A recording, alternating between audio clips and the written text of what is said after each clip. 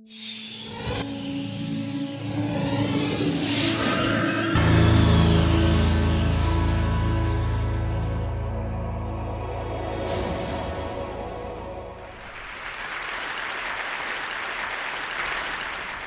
most of you, this is a device to buy, sell, play games, watch videos.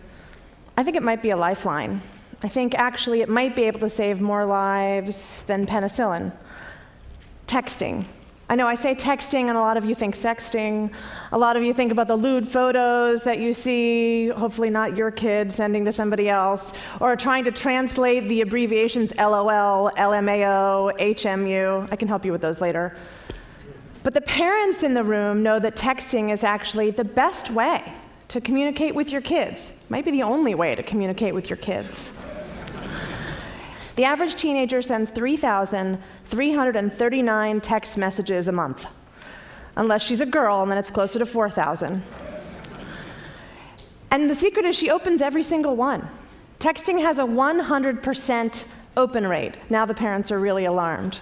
It's a 100% open rate, even if she doesn't respond to you when you ask her when she's coming home for dinner. I promise she read that text. And this isn't some suburban iPhone-using teen phenomena. Texting actually over-indexes for minority and urban youth.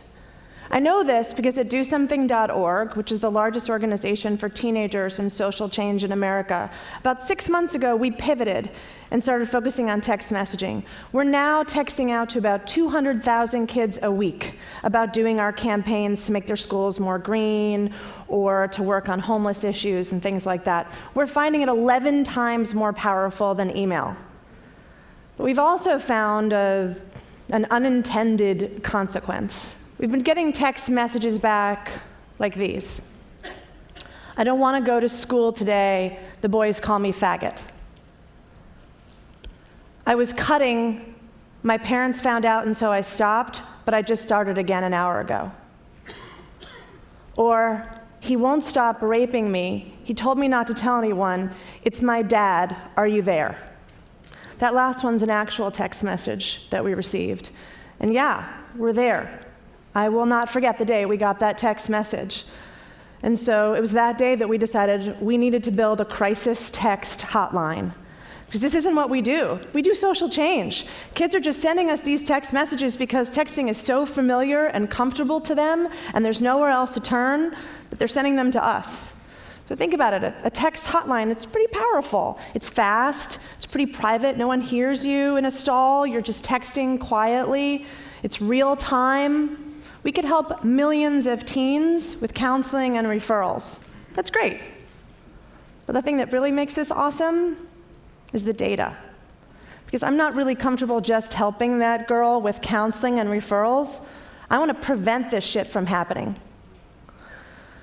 So think about a comp. There's something in New York City that the police did. It used to be just guesswork, police work, and then they started crime mapping. And so they started following and watching petty thefts, summonses, all kinds of things, charting the future, essentially. And they found things like when you see crystal meth on the street, if you add police presence, you can curb the otherwise inevitable spate of assaults and robberies that would happen.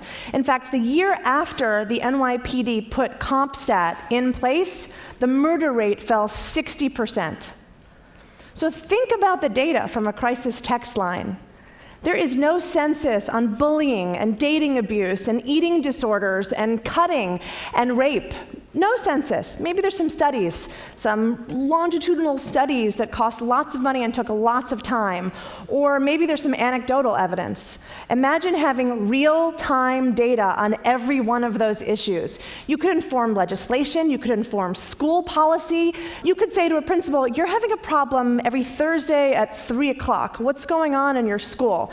You could see the immediate impact of legislation or a hateful speech that somebody gives in a school assembly and see what happens as a result.